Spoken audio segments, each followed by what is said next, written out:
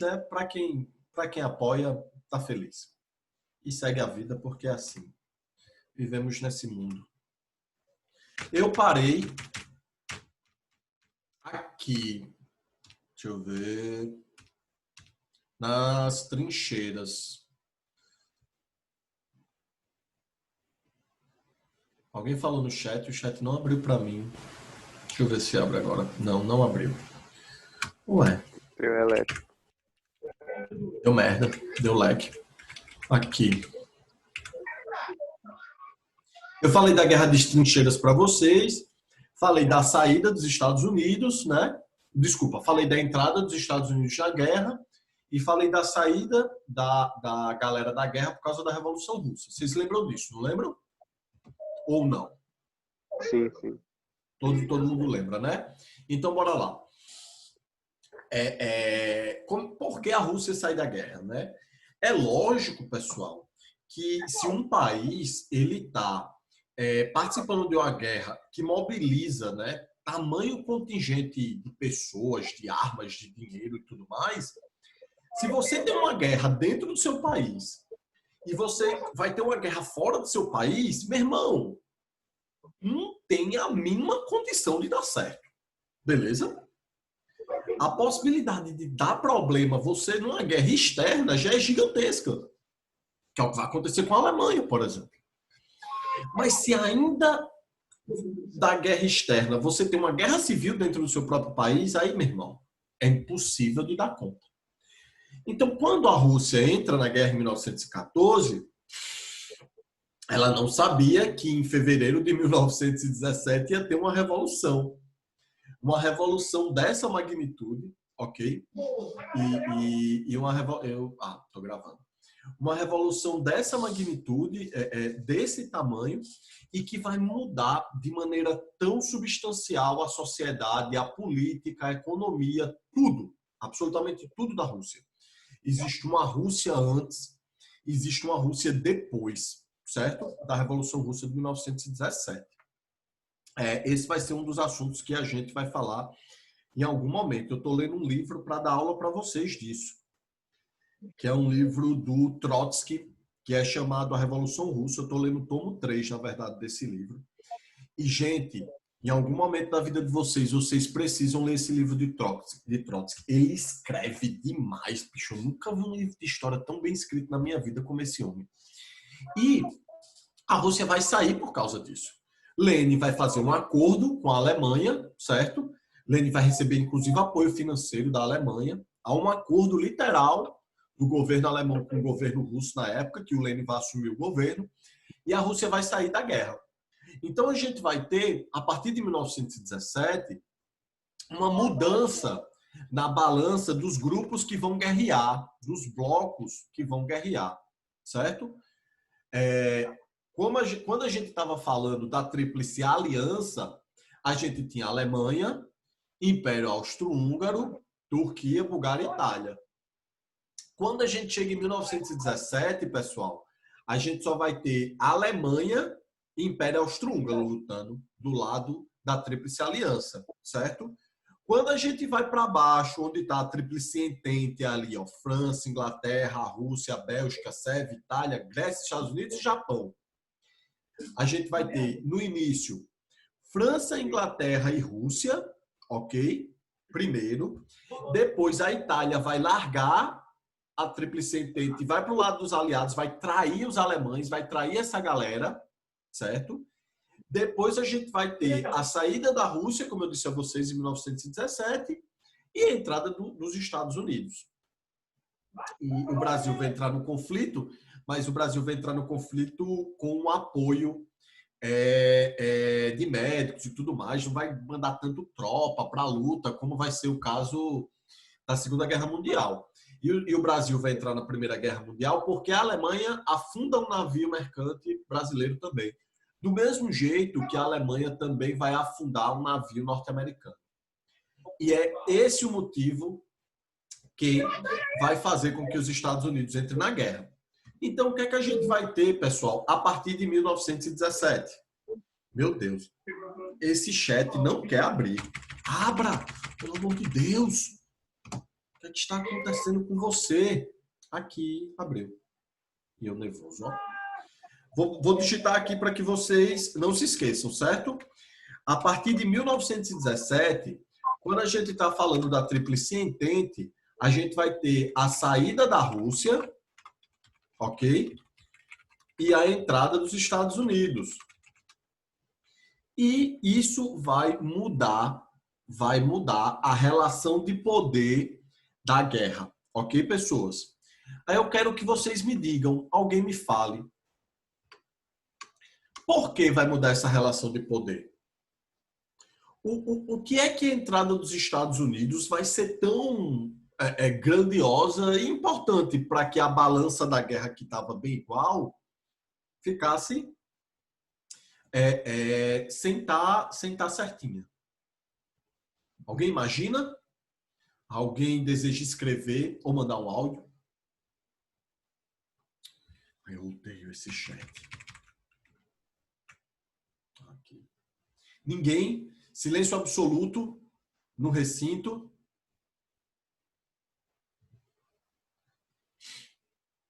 Nada? Tudo bem. Como é? Não escutei. Vou perguntar. Mas eu já vou explicar, certo? Para a gente não perder tanto tempo. A entrada dos Estados Unidos na guerra, ela faz com que a balança da guerra ela se alterasse, ok? Por quê? Porque os Estados Unidos, ele era já uma das maiores potências econômicas e militares do mundo naquele período. E os Estados Unidos passou de 1914 até 1917 só vendendo seus produtos, só vendendo os produtos, vendendo, aumentando o poder, aumentando riqueza, fazendo o exército norte-americano ser maior, maior, maior e gigantesco. E quando os Estados Unidos entram na guerra, o poder norte-americano é tão grande, foi tão forte nesse período, que não teve condição da Alemanha bancar a guerra, que fez com que a balança da guerra se alterasse e a Alemanha ficasse isolada, ficasse sozinho, começasse a não conseguir dar conta de empreender uma guerra desse tamanho. Todo mundo entendeu isso, pessoas. A importância da entrada dos Estados Unidos na Primeira Guerra Mundial e quanto vai mudar.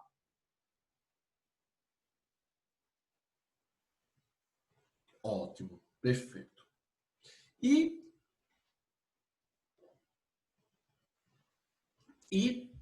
quando a gente entra em 2018, ó, quando a gente entra em 1918, com as vitórias que os ententes, né, que a Tríplice Entente vai ter sobre a Alemanha, sobre os aliados, fez com que pouco a pouco a guerra dentro da Alemanha perdesse importância política.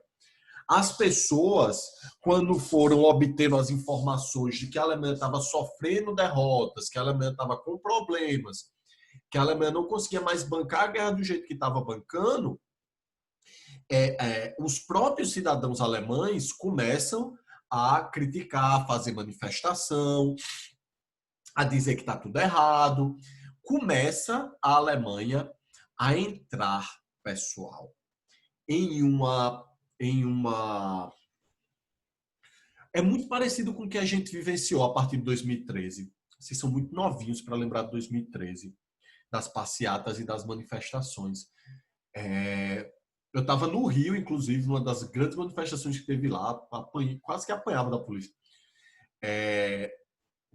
Mas é o que a Alemanha vai começar a vivenciar historicamente. É parecido com o que o Brasil está vivenciando a partir de 2013. A galera começa a ir na rua, começa a ter uma instabilidade política muito grande, a economia alemã começa a ter problema, as pessoas começam a ir para as ruas, e todo esse caos político que a Alemanha vai ter a partir de agora, a partir de 1918, vai fazer com que ela não consiga mais bancar essa guerra, com que ela fique completamente isolada nesse momento. E sabendo disso, o que é que a Alemanha faz? A Alemanha chega para os aliados, a Alemanha chega para a Inglaterra, chega para os franceses, chega para os norte-americanos e falam, olha, vamos assinar um acordo de cessar a guerra, de pôr um fim à guerra, Vamos assinar um armistício. Já ouviram falar desta palavra, armistício? Ou alguém nunca ouviu falar? Nunca? Beleza. Nunca ouvi falar. Beleza, não tem problema não. O armistício, pessoal, é quando você suspende a guerra, certo? Você não vai botar um fim nela. Você vai dizer, o tiroteio vai parar, nós vamos suspender esta guerra temporariamente, vamos nos reunir, vamos conversar, vamos tentar chegar a um acordo, vamos tentar chegar a um diálogo para pôr um fim na guerra. Caso a gente consiga chegar a um acordo, a guerra vai acabar. Se a guerra não chegar ao fim, se a gente não chegar a um acordo, a guerra vai voltar. Todo mundo entendeu o que é um armistício, pessoal? Uhum. Perfeito? Pronto. Então, o que é que acontece? Quando a Alemanha assina esse armistício, esse acordo de paz, para que a guerra chegue ao fim, quando a Tríplice Entente, é quando esses países que estão aí, ó, Inglaterra, França, Estados Unidos, vão se aproveitar da Alemanha. Por quê? Porque quando um país tão poderoso contra a Alemanha chega para a galera, né? Chega para os outros países e fala assim, ei, gente, eu tô afim de acabar com essa guerra aí. Tá bom, né? Já deu, né? Bora chegar ao fim e tal. O que é que acontece? O outro lado, ele automaticamente saca o que está acontecendo. E é um momento em que o outro lado vai se aproveitar para meter a facada na Alemanha. Então, quando a Alemanha propõe um armistício, esse tratado de paz para chegar ao fim da guerra, e os países veem que a Alemanha está pedindo isso, e quando olham para a sociedade alemã, você vê que a Alemanha já está nesse reboliço louco, então os caras chegam e metem a goela em cima da Alemanha, certo? É quando a gente vai ter o acordo, o nascimento do Tratado de Versalhes. Pergunto, onde se localiza Versalhes, pessoas? Vocês sabem o que é Versalhes, não sabem? Na Europa. Fácil demais, assim. Eu quero mais específico. Só na Europa não é suficiente, não. França, Larissa. Obrigado. E agora, o que é Versalhes?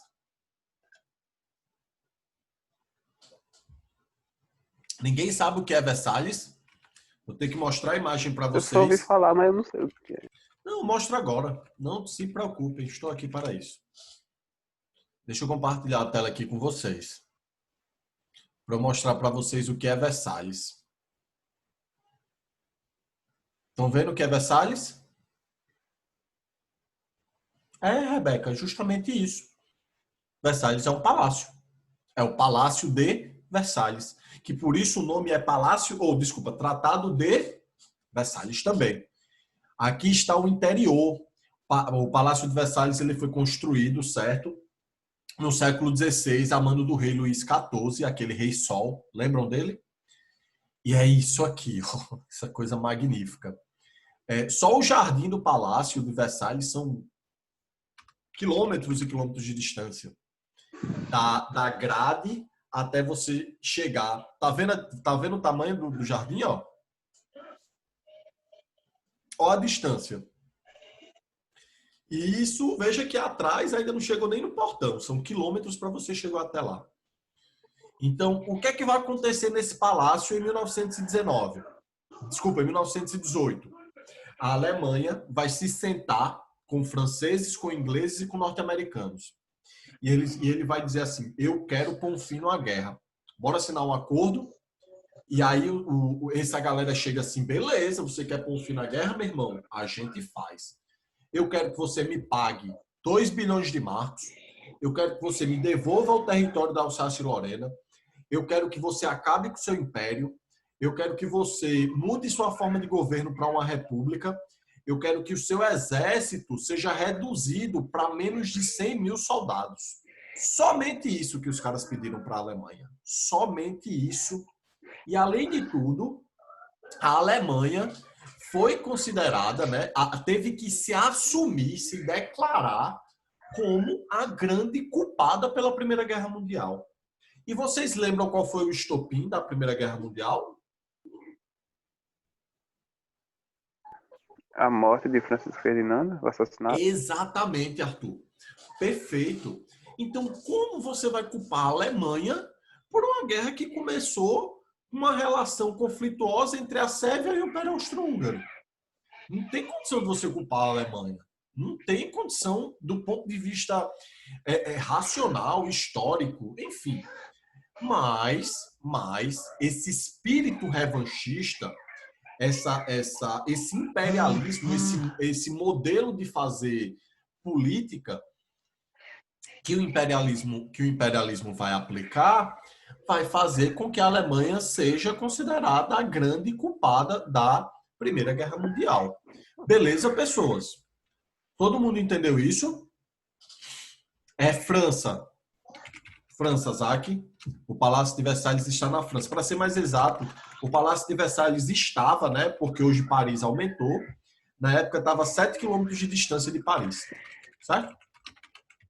Era um dos castelos que o rei francês vai assinar. Ou, desculpa, vai morar. Ok? Então, quando estamos falando, eu vou escrever para vocês do Tratado de Versalhes, certo? Para que vocês não esqueçam jamais. Vocês não esqueçam, por favor, nunca disso. Lembrem, nesse Tratado de Versalhes, ok, a Alemanha foi considerada a culpada pela guerra. E por causa que ela foi considerada a culpada pela guerra, ela teve que pagar todas essas indenizações. Perdeu território, perdeu território, que é o território da Alsácia e da Lorena, pagou indenização aos países vencedores, que foram mais ou menos 2 bilhões de marcos. Marcos era a moeda alemã daquela época, certo? Mesmo jeito que a gente tem um real aqui, naquela época era o marco, ok? Era marco o quê mesmo? Marco imperial, era? Eu não sei o Eu ouvi termo falar dessa completo, moeda não, ontem. Arthur. Eu não sei, Arthur, infelizmente. Mas, olha, sabe, né? Minha incompetência para lembrar essas coisas, eu não tenho. Mas a gente não precisa de professor de história. Qualquer Google dá nisso. E lembrem que essa ideia de moeda já mudou, né? França usava o franco, hoje é euro, a Alemanha usa o euro, enfim. Teve seu exército reduzido para 100 mil soldados. E o exército alemão, na Primeira Guerra Mundial, tinha quase 2 milhões de soldados. Olha a diferença e olhe a humilhação. Prestem atenção nisso. Prestem atenção na questão da humilhação que eles tiveram por causa disso, ok? Então, quando essa Primeira Guerra Mundial chega ao fim, e a gente chega ao momento em que os países vão sentar, vão refletir, vão ver, e agora? O que é que a gente vai fazer? Como é que vai ficar a geopolítica da Europa? Como é que vai ficar as relações políticas, geopolíticas entre os países? Com quem eu vou me aliar agora e quem é que vai se tornar meu inimigo? A partir dessa questão, a galera vai decidir criar uma nova entidade, certo? Um grupo de países vai se reunir com o objetivo de criar uma entidade para evitar que o imperialismo e essa prática internacional, política e militar que estava acontecendo ao longo de todo o século XIX e início do século XX, não gerasse uma nova guerra mundial. Não gerasse um conflito que deixou mais de 15 milhões de mortos, que foi o total de mortos que a Primeira Guerra Mundial teve, contando civis e militares. Uma entidade que pudesse evitar com que as próximas guerras fossem usadas amplamente gases tóxicos, armas químicas mais pesadas, que evitasse essa destruição. Porque a Europa ficou completamente destruída ao fim da Primeira Guerra Mundial, pessoal. Completamente destruída mesmo, de verdade. Inclusive, as poucas casas e prédios que sobreviveram têm até uma declaraçãozinha de antes e depois. Eu estou procurando apartamento, né, para morar lá. E eles lá em Helsinki, no caso, que é a capital, né, que no interior não tem tanto, mas em Helsinki, que é a capital da Finlândia, quando você procura um anúncio de aluguel de apartamento, eles deixam claro, o apartamento é antes da Segunda Guerra Mundial, no caso, né, e os apartamentos que são construídos depois da Segunda Guerra Mundial, mesmo assim. Porque o modelo, a forma, como é que ele está, já é bem diferente. Assim, a guerra vai alterar mesmo, vai destruir muita coisa, enfim. A economia vai ficar em frangalhos e tudo mais. E o objetivo dos caras, quando criam essa entidade, é para que isso não ocorra mais, para que uma guerra dessas proporções não exista mais. O nome dessa entidade, ok, que passou a ser criado, que foi criado por esses países, é chamado de Liga das Nações, ok? A Liga das Nações é uma espécie de embrião da ONU, da nossa Organização das Nações Unidas, ok? A Liga das Nações, ela nasceu justamente com o objetivo de conseguir... Sério? Olha, aqui tá dizendo que eu estou mandando para todo mundo. Everyone waiting room. Oh, God. Certo, eu vou tentar levar... Eu vou copiar e colar aqui, ver se chega agora dessa vez. Vejam aí, por favor, se chegou. Massa. Bom. Eu estava mandando só para mim, ó, escolhi a opção sem querer. Que burrice. Olha só. E a Liga das Nações, ela vai ser criada justamente com esse intuito, com esse objetivo de, ó, nós temos um grupo de países aqui, o grupo dos países mais poderosos do mundo, que sabe o quanto uma guerra levou a esse desastre que a gente está enfrentando agora, e a gente não pode deixar que uma guerra desse nível aconteça de novo. Então, a gente vai criar um órgão que vai possuir essa função de gerenciar politicamente para que não haja mais esses conflitos, ok? E aí a gente vai ter essas consequências da guerra, né? Como eu disse a vocês, o declínio da Europa, ela foi completamente destruída na Primeira Guerra Mundial. A indústria europeia ela vai ficar em frangalhos, as principais cidades europeias vão ficar completamente destruídas. Não vai ter produção agrícola, porque a guerra também vai rolar no interior, então os campos e tudo mais vão ser destruídos. E os Estados Unidos vão ceder, né? Como eu disse, os Estados Unidos não vai ter uma única casa derrubada na Primeira Guerra Mundial e ela vai sair com a maior potência econômica e militar do mundo, certo? Nesse período. A gente vai ter a Revolução Russa, né?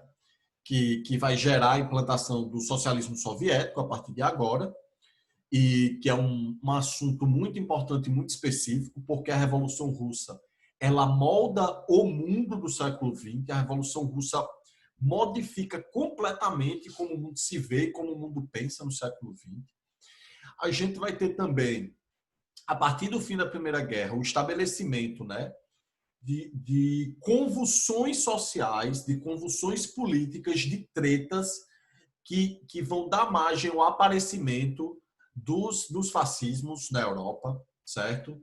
A gente vai ter primeiro o fascismo italiano com Mussolini, certo? Que é a primeira experiência fascista que a gente vai ter na história, vai nascer na Itália, ok? A gente vai ter o nazismo italiano com Hitler, que vai ser são os nossos próximos assuntos. A gente vai ter o salazarismo em Portugal. A gente vai ter o franquismo e a Guerra Civil Espanhola na Espanha, e a ascensão do Franco, né, do Guilherme Franco como ditador. Então, esse período pós-Primeira Guerra Mundial é um período de instabilidade política, econômica e social. E sempre, pessoal, olhe só, não peguem essa visão, por favor, captem essa visão. Em sociedades onde a estabilidade social, a estabilidade econômica, a estabilidade política, ela se encontra ruim, certo? Ela está com problema. As pessoas que vivem uma sociedade em crise como essa, elas buscam soluções rápidas, soluções fáceis e soluções simples para problemas que são muito complexos, para problemas que não são fáceis de se resolver, para problemas que não vão assim, desaparecer no instante. A gente hoje, principalmente hoje, e vocês muito mais do que eu, vivem num mundo em que a ideia de imediato é a coisa mais importante. Eu quero aqui, eu quero agora. Eu quero aqui, eu quero agora. Eu tenho acesso àquilo de maneira imediata. Qualquer coisa que leve um tempo ou que dê um trabalho para conseguir, a galera já desiste, velho. A galera nem mete a bronca. A questão é que nem tudo na vida a gente consegue resolver de maneira fácil. Nem tudo na vida a gente consegue resolver de maneira rápida. A maioria das coisas importantes da nossa vida e da vida da nossa sociedade, elas só conseguem ser resolvidas a partir de um debate e de um tempo. Ok? E é isso que os alemães, é isso que os italianos, é isso que os portugueses, é isso que os espanhóis não vão entender nesse período. E é assim que eles vão comprar esses discursos autoritários. De encontrar culpados fáceis, de encontrar soluções fáceis, de acreditarem nessa galera, como se essa galera fosse super-heróis que iriam resolver os problemas assim, num passe de mágica. E não é o que ocorre, logicamente, né? O número de mortes, né, é gigante, gigante, como vocês viram, eu falei que foram quase 15 milhões de mortos na Primeira Guerra Mundial, é um número assustador, nenhuma guerra tinha trazido nem parte disso, nem metade disso assim. Como tem um dado, né, a morte de um número de homens 2 vezes maior do que todas as guerras entre 1790 até 1913. Morreu mais soldados do que todas essas guerras. E o número de civis mortos também foi um dos fatos que não tinham acontecido nas outras guerras. Foram muitos e muitos civis mortos, inclusive dentro desses civis mortos, a gente vai ter 1 milhão de armênios. Para quem não sabe, os armênios é um povo, é uma etnia, certo? Que vivia no Império Turco-Otomano daquela época, que depois vai virar o país Turquia, certo? E os turcos são acusados do genocídio armênio. Eles pegaram a população armênia, mandaram ela toda para andar no deserto, sem comida e sem água, enquanto ia crucificando, matando e fazendo coisas horrorosas, né, que a gente chama de genocídio armênio nesse período. Até hoje, a Turquia ela rompe relações diplomáticas com um país que diz assim, vocês foram genocidas. Eles não aceitam até hoje isso. Fomes, doenças, custos e tudo mais, certo? Essas imagens aqui, pesadas, os tanques, Panzer Division Marduk. E, para finalizar, a gente vai ter a geopolítica da Europa. Vejam como muda, certo? Veja como muda. Por exemplo, a Rússia se divide, percebe? A Rússia era aqui, a gente vai ter agora, Estônia, Letônia e Lituânia. A Finlândia, a partir de 1917, vai conseguir a independência, certo? A Finlândia não era independente, pessoal. A Finlândia fazia parte do Império Russo, ok? A Áustria e a Hungria, ela vai ser completamente dividida, tá vendo? A gente vai ter a Hungria, a gente vai ter a Tchecoslováquia, a gente vai ter a Áustria, a gente vai ter a Iugoslávia. Vai ter essa divisão também, ok? Os territórios da Alsácia e da Lorena, que pertenciam à Alemanha, foram devolvidos para a França nesse período. o Império Otomano, que é a Turquia hoje, ela vai ser também dividida, o Império vai perder. Então há toda essa mudança, hoje eu falo disso, então vai ter toda essa mudança na geopolítica após a Primeira Guerra Mundial. Ok, alguma dúvida, pessoas?